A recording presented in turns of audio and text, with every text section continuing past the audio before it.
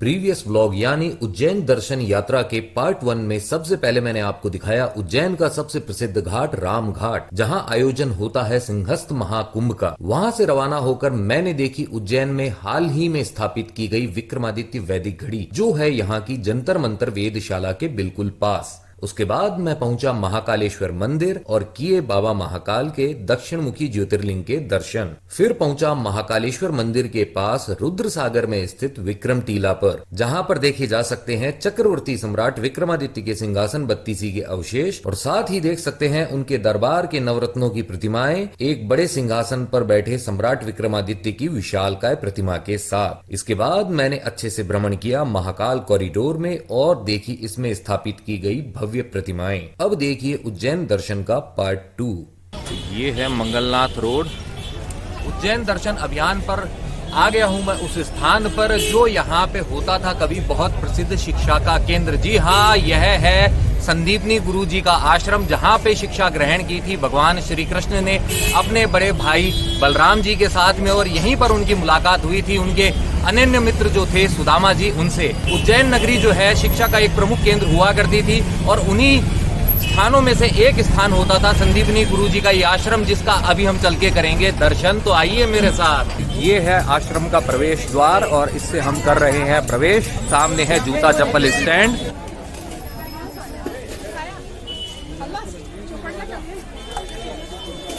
पाँच 5235 साल पहले भगवान कृष्ण ने इसी आश्रम के अंदर अपनी जो शिक्षा है वो शुरू की थी। गुरु संदीपनी ऋषि द्वारा उनको शिक्षा प्रदान की गई थी। सामने जो जगह दिखाई दे रही है, इसी स्थान पर भगवान कृष्ण, सुदामा जी और बलराम जी ने विद्या ग्रहण की थी।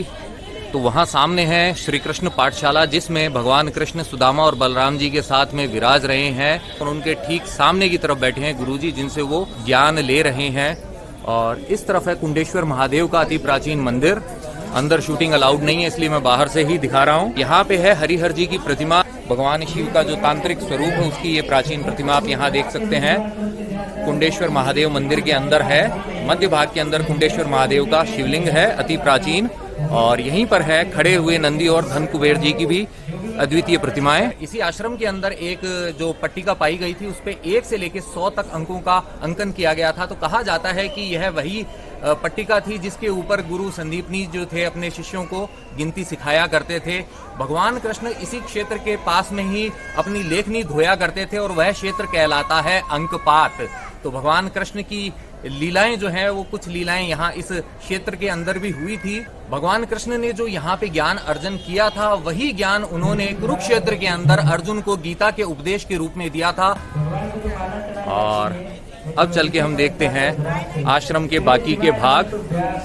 ये देखिए, इस तरफ है भगवान श्री कृष्ण द्वारा सीखी गई 14 विद्याएं। 14 विद्याओं की ये कला दीर्घा है, समष्टि इसका नाम है। ये देखिए, देख सकते हैं आप यहाँ पर भगवान कृष्ण ने जो कलाएं सीखी थी उनका अद्भुत चित्रण किया गया है। और यहाँ आप देख सकते हैं गुरु जी से वो ज्ञान अर्जन कर रहे हैं, दोनों भाई और उनके अनन्य मित्र सुदामा। यहाँ आप देख सकते हैं संगीत का ज्ञान लिया जा रहा है। और इस तरफ आप देख सकते हैं आयुर्वेद की शिक्षा देते हुए गुरु जी, और वहाँ पे आप देख सकते हैं सामान्य शिक्षाएं जो जीवन से जुड़ी हुई शिक्षाएं हैं वो दी जा रही हैं। और यहाँ पे छंद शास्त्र के अंदर पारंगत बनाया जा रहा है शिष्यों को। यहाँ पे व्याकरण यानी कि ग्रामर की शिक्षा दी जा रही है। और यहाँ आप देख सकते हैं गुरु संदीपनी अपने तीनों शिष्यों को दे रहे हैं ज्योतिष शास्त्र की शिक्षा यानी कि एस्ट्रोनॉमी। और इस तरफ आप देख सकते हैं निरुक्ति यानी कि एटिमोलॉजी की शिक्षा दी जा रही है। यहाँ पे दी जा रही है शिक्षा धर्मशास्त्र की, धर्मशास्त्रों का संपूर्ण ज्ञान। ये देखिए, यहाँ पे मानव धर्मशास्त्र की शिक्षा दी जा रही है। और इस तरफ जो तर्क होते हैं, लॉजिक होते हैं, उसके अंदर पारंगत बना रहे हैं गुरुदेव अपने शिष्यों को। और यहाँ पे मीमांसा यानी कि हम क्रिटिक्स बन के किसी भी चीज़ को जो हम जांचते हैं, परखते हैं, उस विद्या की। और यहाँ पे पुराणों से संबंधित जानकारी दे रहे हैं गुरुजी। अग्नि प्रधान, और इस तरफ है सर्व प्रधान देवता इंद्र। और यहाँ छत के ऊपर भी आप देख सकते हैं बहुत ही अद्भुत चित्र बनाए हुए हैं। तो पूरी छत जो है वो कलरफुल है, रंगीन है। निचले भाग में इन सुंदर हाथियों को बनाया गया है। ये है स्तंभों पे की गई कलाकारी।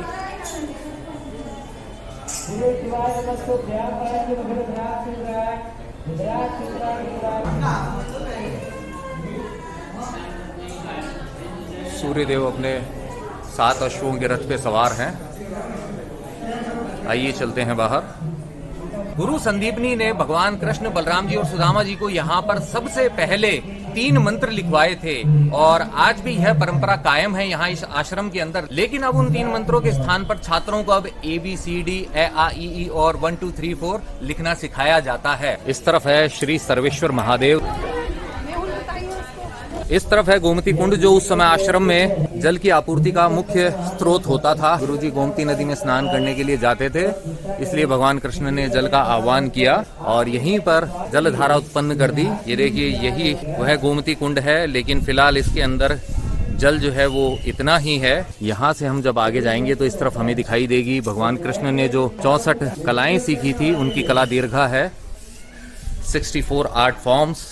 तो यहाँ पे सबसे पहले है वो है गीत, इसके बाद में है वाद्य यंत्र। भगवान कृष्ण जो मुरली बजाते थे, मुरली की तान पे मनुष्य तो क्या पशु पक्षी भी उनके दीवाने हो जाते थे। आप देखिए यहाँ पे बांसुरी वादन सिखा रहे हैं गुरुदेव। और इस तरफ है नृत्य की शिक्षा। भगवान कृष्ण ने कालिया नाग के फन के ऊपर भी नृत्य किया था, गुरुदेव से नृत्य विद्या का ज्ञान लेते हुए। यहाँ पे आलेख्य विद्या का ज्ञान ले रहे हैं। ये शीशे लगे होने के कारण आपको इसमें ब्लॉग में ज्यादा अच्छे ढंग से नहीं दिखेगा, आप खुद आके देखेंगे तो ज्यादा अच्छा लगेगा। ये देखिए, विभिन्न रत्नों का ज्ञान दिया जा रहा है। तो इस तरीके से आप देखेंगे आपको 64 विद्याएं यहाँ पे देखने को मिलेंगी। इसी कला दरगाह में दिखाई दी हैं ये 2 पाषाण पट्टिकाएं। ये देखिए, अति प्राचीन लग रही हैं ये। यहाँ पे जो गुरुजी विद्या सिखा रहे हैं वह कहलाती है प्रतिमाला। आप समझ लीजिए इसे आज के ज़माने में जो हम अंताक्षरी कहते हैं, यह उसी के सिमिलर ही है। यहाँ पे है महाप्रभु जी की 73वीं बैठक का दर्शन, 84 बैठक का दर्शन। यहाँ पे है 84वीं बैठक के दर्शन। ये मथुरा का विश्राम घाट है, वह दर्शाया गया है इस चित्र में। 84 जो बैठक है उनका चित्रण किया गया है, उससे संबंधित जानकारी दी गई है।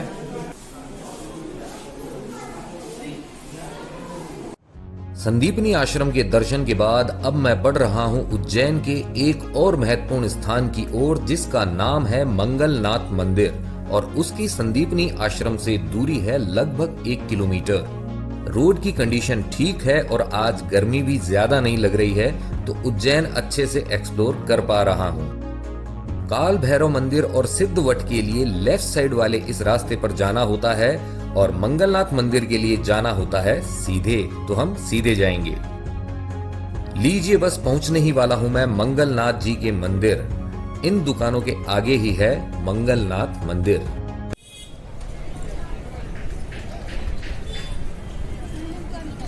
मुख्य सड़क पे ही स्थित है मंगलनाथ जी का यह प्रसिद्ध मंदिर। ये है मंदिर का प्रवेश द्वार, इस पे लगी हुई है ये ध्वजा और यहाँ से करना होगा हमें मंदिर में प्रवेश।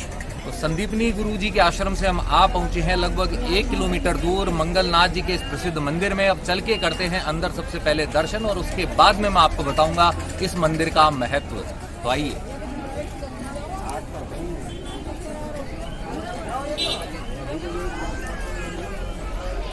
वो है मंदिर का प्रवेश द्वार जिससे हम यहाँ प्रविष्ट हुए हैं और ये देखिए, ये है मंदिर का प्रांगण। लाल पत्थर से निर्मित यह मंदिर है। वहाँ पे है लड्डू प्रसाद का काउंटर और इस तरफ भी एक खुला एरिया है। अब हम करते हैं मंदिर के अंदर प्रवेश। जय हो मंगलनाथ जी की।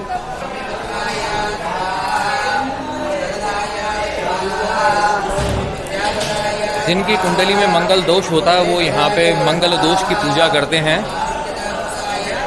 9-10 साल पहले मैंने भी यहाँ पे पूजा की थी।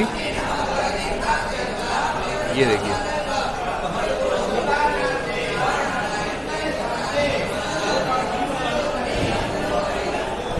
अब हमें जाना होगा दर्शन करने के लिए ऊपर।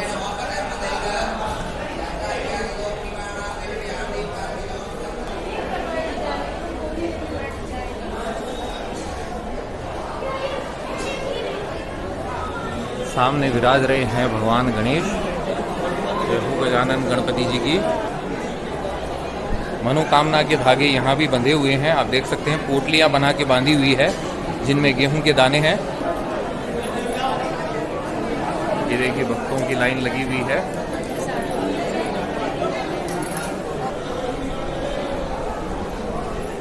माँ भुवनेश्वरी पृथ्वी माता का मंदिर है ये।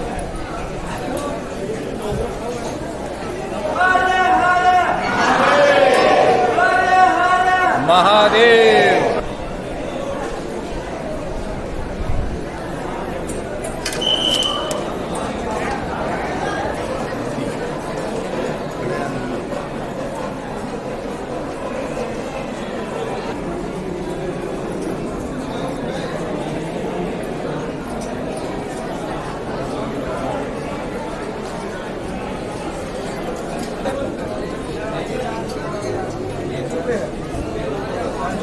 मंगलनाथ जी के दर्शन करके जब हम पिछले हिस्से में आते हैं तो यहाँ पे है, ये देखिए हनुमान जी का यह है मंदिर।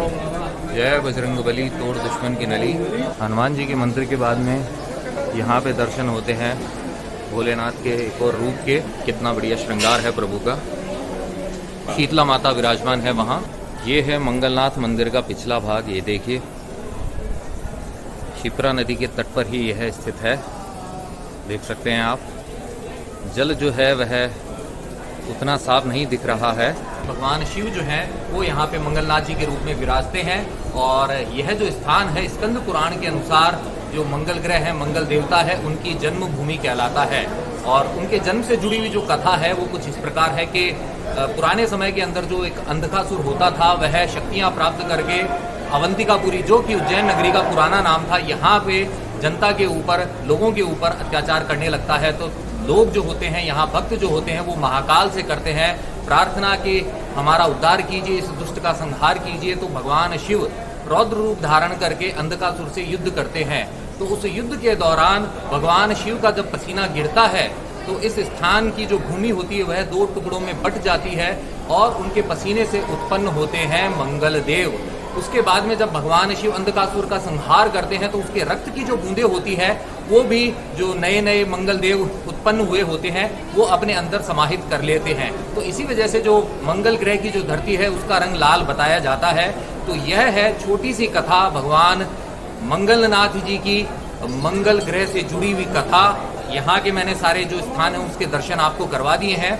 इस स्थान का महत्व इसलिए भी है क्योंकि जिनकी कुंडली के अंदर मंगल दोष होता है वो यहाँ पर आकर मंगल दोष निवारण की पूजा करते हैं। भगवान शिव का जो होता है चावल से अभिषेक किया जाता है, शिवलिंग के ऊपर चावल से ऐसे भगवान को जैसे शिवलिंग का आकार देते हैं वैसा आकार दिया जाता है और यहाँ पे पूजा संपन्न करवाई जाती है।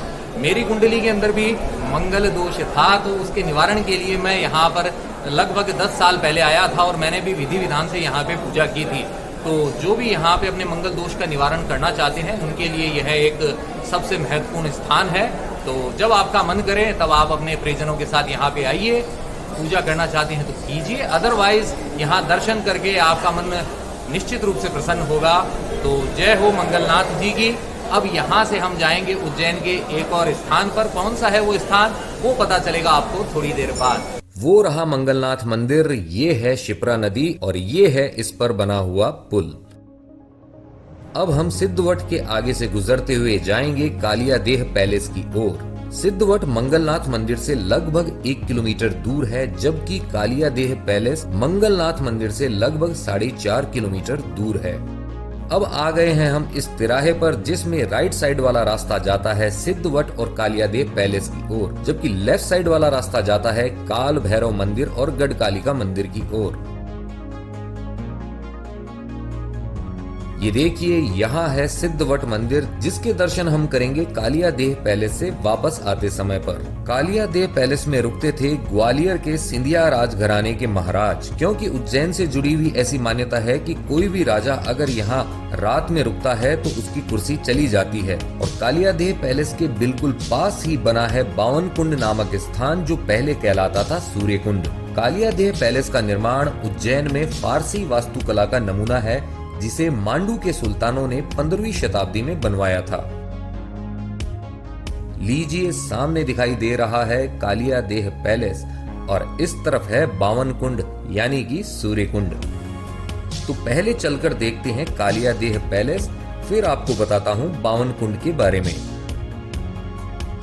ये देखिए, सामने इस ब्लू बोर्ड पर लिखा है कालिया देह पैलेस और यहाँ आगे इस तरफ से दिख रही है कालिया देह पैलेस की बिल्डिंग।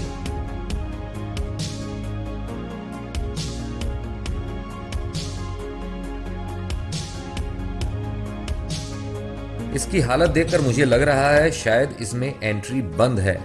चलिए फिर भी चलकर देखते हैं कहां तक जा सकते हैं इस कालिया देह पैलेस में। तो ये है कालिया देह महल, जो बिल्कुल खाली ही है।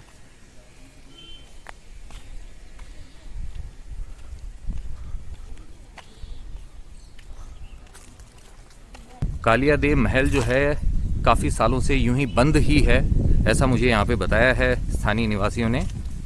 लेकिन यहाँ पे सूर्य देव की मूर्ति स्थापित है, उसे देखने के लिए हमें जाना होगा इस तरफ।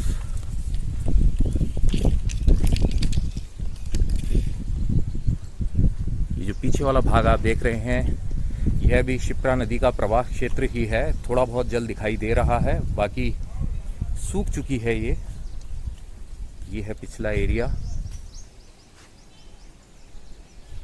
महल जो है वो बंद पड़ा है, लेकिन जो सूर्य मंदिर है वो यहाँ पर है। देखिए, जूते चप्पल निकाल के ही जाना होता है हमें। फिलहाल यहाँ पे गिलहरी विचरण कर रही है। जय हो सूर्य देव की।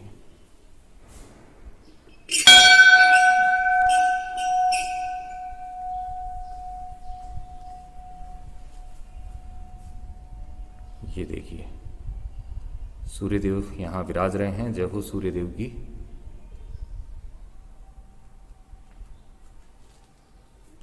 द्वार जो है वो बंद है, लेकिन सूर्यदेव के दर्शन करने थे, इसलिए मैं यहाँ आया हूँ। अंदर जाना सख्त मना है।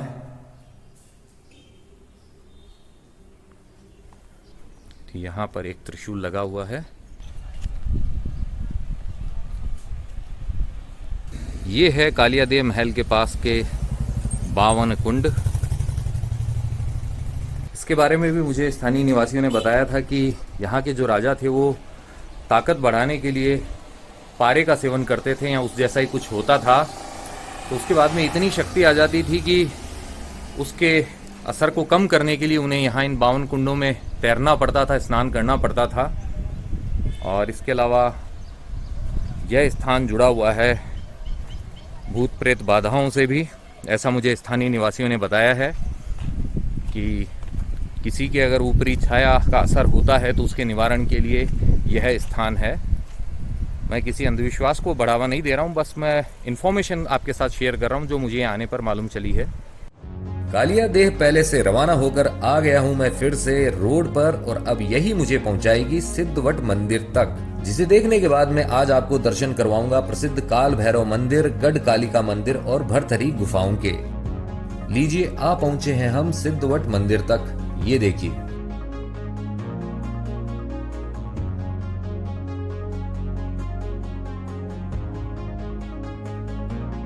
यहाँ पे शिप्रा का पवित्र शीतल जल पीने के लिए उपलब्ध है।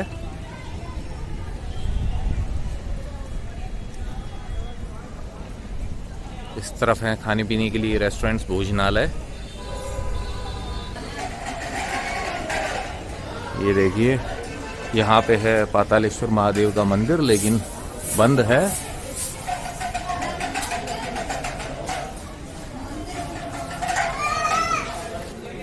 और यहाँ पे बाल हनुमान जी विराजित हैं, जय बजरंग बली। यहाँ पे मुंडन वगैरह करवाया जाता है। और ये है मंदिर में जाने का रास्ता। यह है द्वार, कहलाता है बैकुंठ द्वार। और आप देख सकते हैं यहाँ भी पूजा हो रही है। ये यहाँ पे है सिद्धेश्वर महादेव मंदिर। ये प्राचीन प्रतिमाएं हैं, इनको देख के आप अंदाज़ा लगा सकते हैं मंदिर की प्राचीनता का। ये देखिए,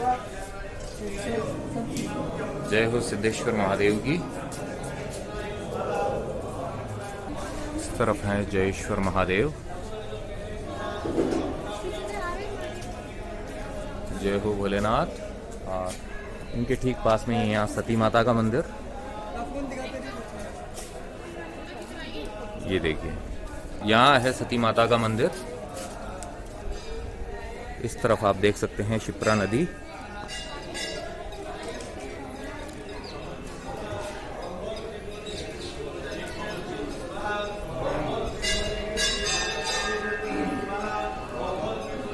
यहाँ भी मंगल दोष की होती है या काल सर्प वाली होती है?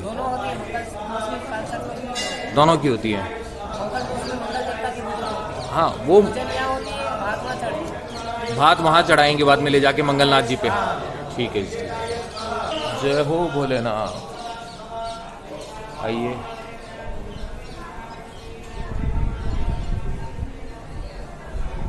यहाँ आपको दर्शन कराते हैं सिद्धवट के।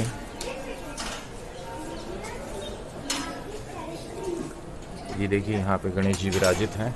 काली प्रतिमा है गणेश जी की, भगवान कार्तिकेय।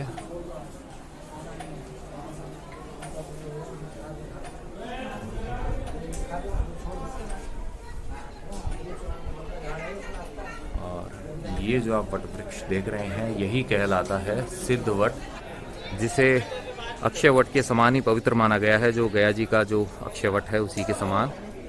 और इस स्तंभ पर भी दीपों का प्रज्वलन होता है, हर सिद्धि माता मंदिर के जैसे। सिद्धवट के भोलेनाथ के दर्शन कर लिए हैं। अब यहाँ से हम जाएंगे उज्जैन नगरी के अन्य प्रमुख मंदिरों में से जो गिने जाते हैं, गढ़कालिका मंदिर और काल भैरव मंदिर। तो चलिए अब यहाँ से करते हैं सीधा उसी और प्रस्थान।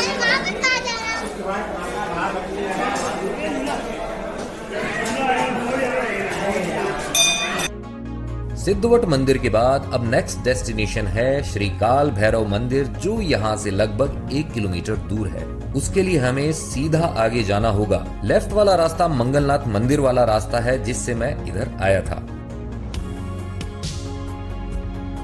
काल भैरव मंदिर स्थित है भैरवगढ़ में, और यह जो ऊंची सफेद दीवार आप देख रहे हैं राइट साइड में, यह उज्जैन की सेंट्रल जेल की दीवार है। बस इस सेंट्रल जेल से थोड़ा ही आगे स्थित है काल भैरव जी का मंदिर।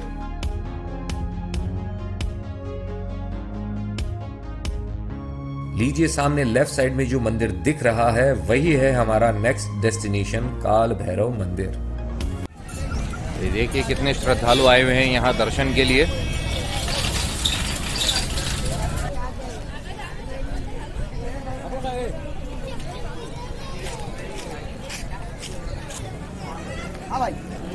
काल भैरव जी।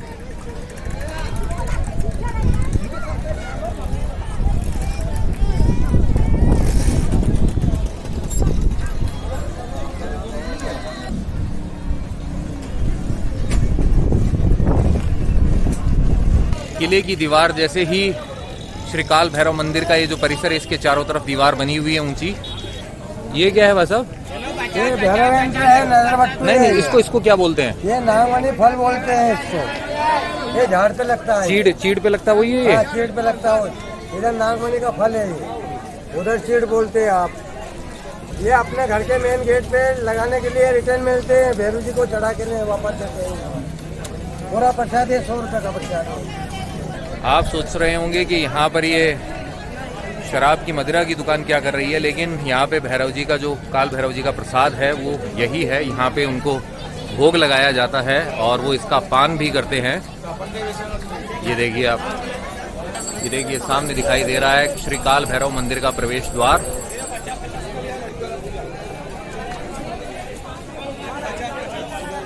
काल भैरव जी के दर्शन करने के लिए सब श्रद्धालुओं के साथ मैं भी लग गया हूँ लाइन में। महाकालेश्वर मंदिर के बाद यहीं सबसे ज्यादा श्रद्धालु आते हैं उज्जैन में। ये देखिए लाल, पीली और काली डोरियां जो भक्तों ने मनोकामना करके बांधी है। मनोकामना पूर्ण होने पर एक डोरी खोलने फिर से आना होता है। यहाँ घूम घूम कर कई चक्कर लगाते हुए आगे जाना होता है, इसलिए ज्यादा समय लगता है दर्शन में। ये देखिए मंदिर के पास ही बह रही है शिप्रा नदी।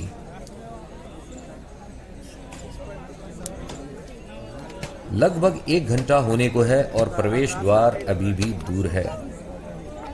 लीजिए अब बस इतनी ही दूर है प्रवेश द्वार। भक्त लोग जयकारे लगाते हुए धीरे धीरे आगे बढ़ रहे हैं और मैं भी इनके साथ आगे बढ़ रहा हूँ।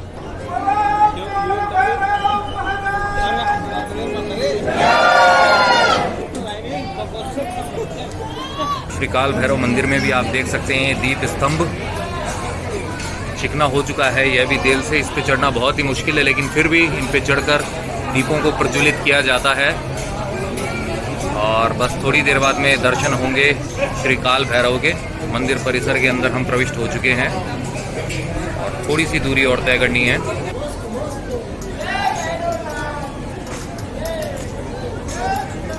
इस तरफ है दत्तात्रेय जी का मंदिर, वहाँ विराजित है दत्तात्रेय भगवान।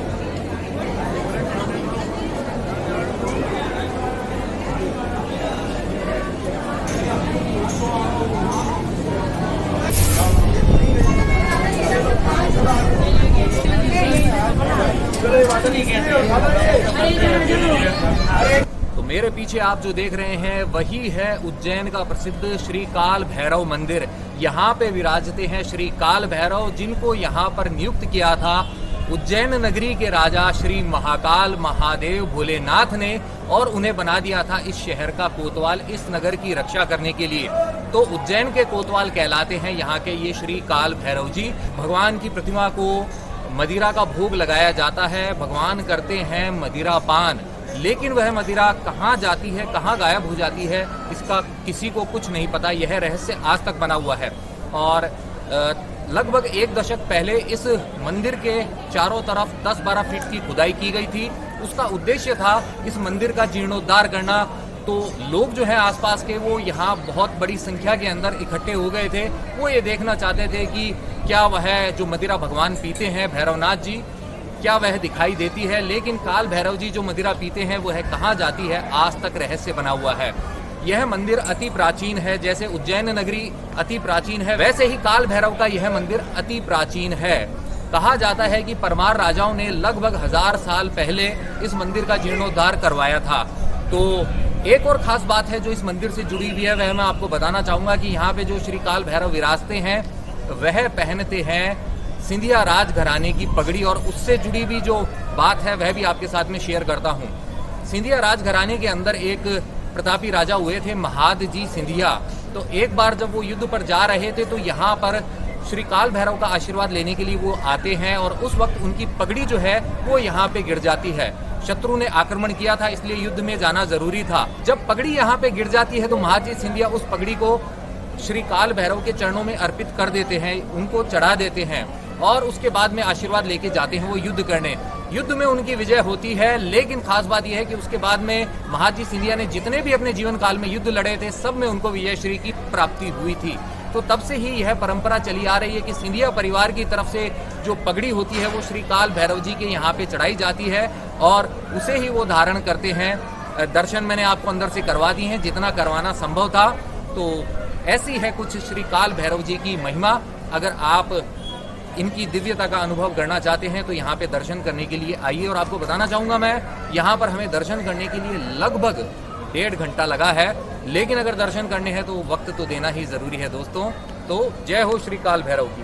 तो ये देखिए, ऐसा है श्री काल भैरव मंदिर का प्रांगण। वैसे ही लाइन में लगकर हमने दर्शन किए हैं। 1.5 घंटे का करीबन समय लगा है, लेकिन मौसम ने साथ दिया है, ज़्यादा गर्मी नहीं है। और वहाँ पे अंदर विराजित है श्री काल भैरव जी सिंधिया पगड़ी को धारण किए हुए। और ये देखिए, इस तरफ से बाहर आते हैं दर्शन करके। और ये जो है बाहर जाने का रास्ता है।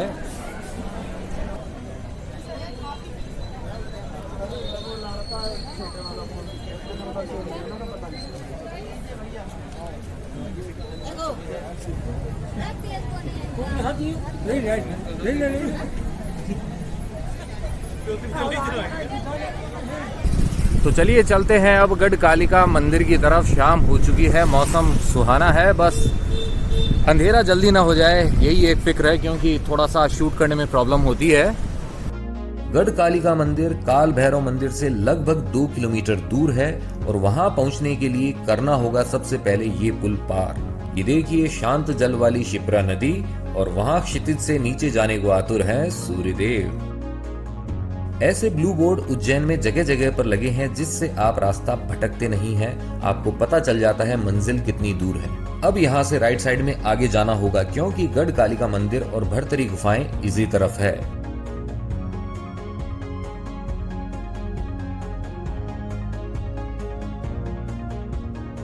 बस अब 500 मीटर दूर ही है गढ़ कालिका मंदिर और मंदिर से पहले है ये ओखरेश्वर शमशान घाट और उसके बाद यहाँ है स्थिरमन गणेश मंदिर और उससे थोड़ा सा आगे आने पर हम पहुंच जाते हैं गढ़ कालिका मंदिर।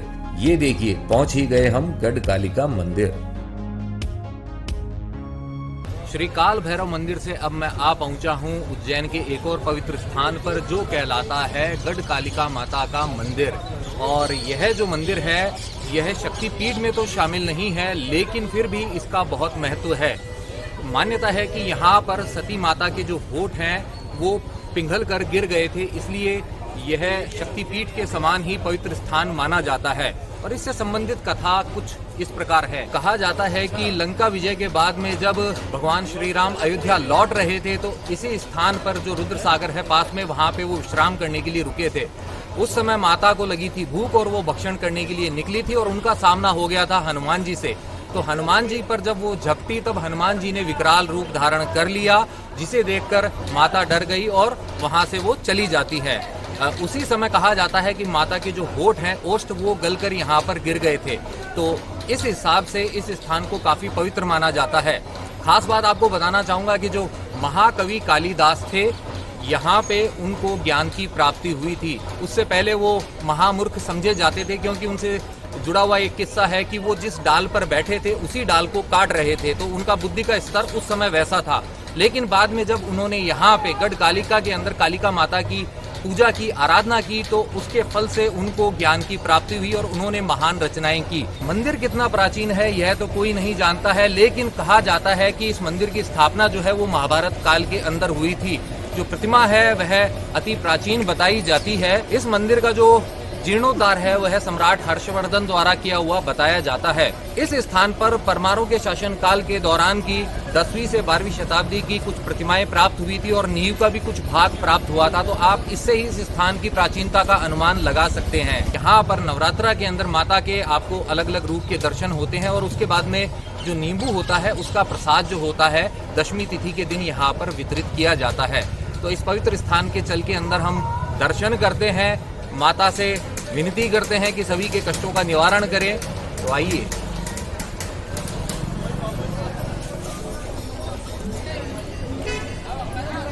चलिए दर्शन करते हैं।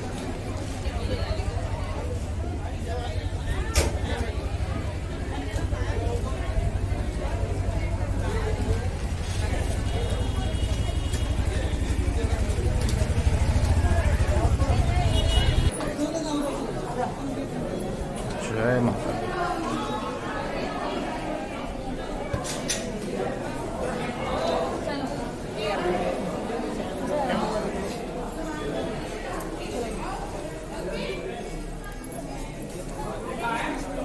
यहाँ भी आप देख सकते हैं हरसिद्धि मंदिर की भांति ही यहाँ पे दीपक का स्तंभ है। यहाँ आप देख सकते हैं माता का जो सिंह है वह विराजमान है, दूसरा दीपक स्तंभ इस तरफ है।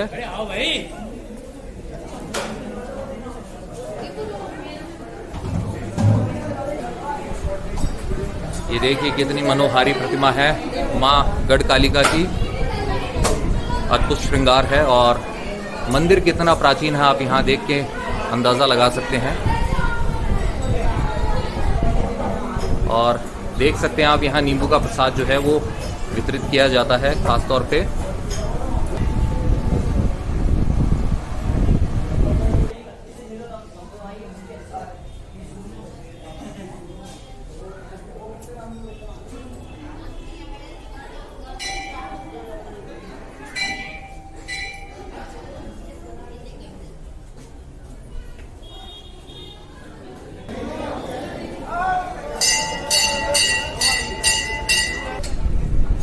अब चलते हैं भरतरी गुफाओं की तरफ।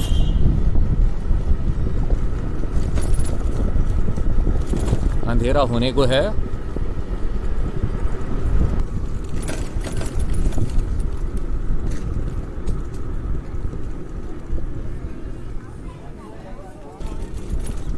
लीजिए पहुंच गए हम भरतरी गुफाओं के प्रवेश द्वार तक। अब जाना होगा थोड़ा नीचे।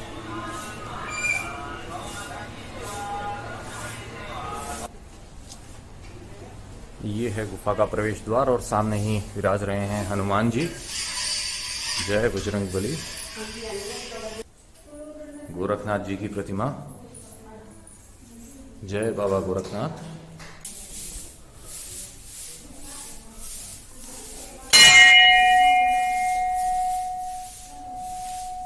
वीर बेताल और गणेश जी हैं। बाहर जाने वाला रास्ता है। और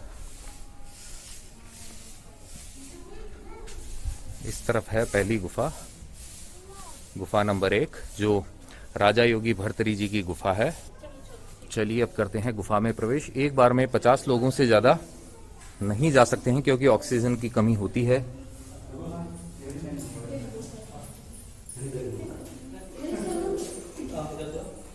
ये देखिए झुककर गुफा में प्रवेश करना होता है क्योंकि द्वार जो है वो अत्यंत संकरा है। ये है राजा भरतरी जी की गुफा।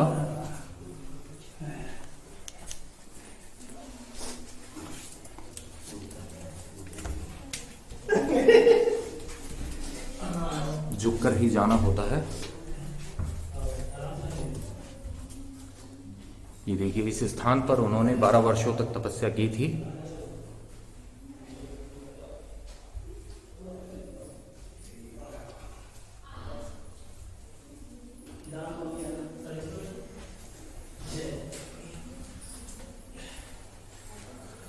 यह वह स्थान है जहां विष्णु जी ने राजा भरतरी जी को दर्शन दिए थे। ये देखिए यह वह स्थान है। जय हो।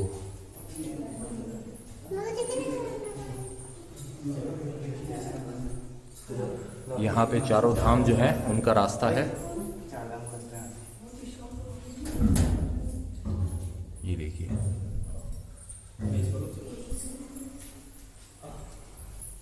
तो यहाँ पे आप फालतू बैठे नहीं क्योंकि ऑक्सीजन की कमी है और झुककर ही निकलना होगा।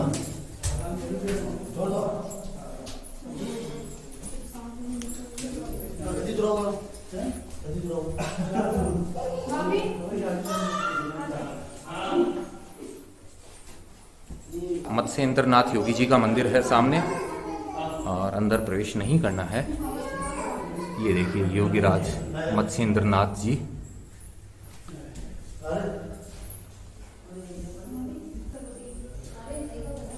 जय हो महाकाली जी की।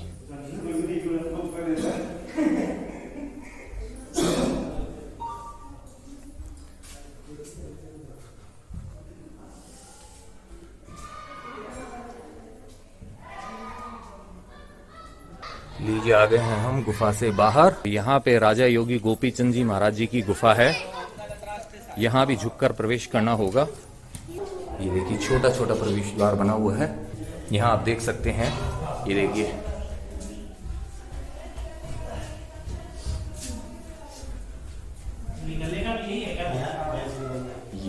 यहाँ भी एक प्रतिमा है योगीराज की।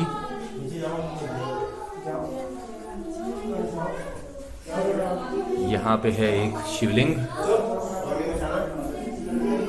अब नीलकंठेश्वर महादेव के दर्शन करने इस तरफ आगे बढ़ना होगा। ये देखिए झुककर। जय हो नीलकंठेश्वर महादेव की। जय हो।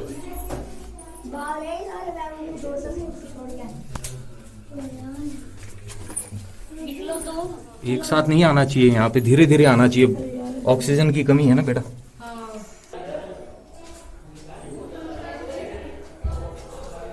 लीजिए आ गए हैं हम दूसरी गुफा से भी बाहर। ऊपर भी बना हुआ है एक मंदिर। ये देखिए आप, शाम के समय में ऐसी लगती है भरतरी गुफाएं। महायोगी शंभु यति गुरु गोरक्षनाथ जी। यहाँ बने हुए हैं संतों के लिए निवास, कमरे बने हुए हैं। तो यहाँ पे गंगानाथ जी के चरण चिन्ह हैं, उनकी समाधि स्थल है शायद ये। यहाँ कर सकते हैं आप काल भैरव जी के दर्शन। जय हो काल भैरव जी की।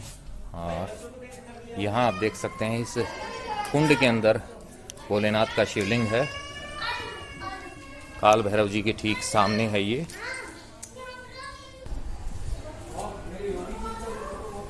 सही समय पर हम आए, प्रवेश बंद हो चुका है। भरथरी गुफा दर्शन के साथ यह व्लॉग होता है यहीं पर समाप्त, पर उज्जैन यात्रा अभी भी है जारी। जय महाकाल।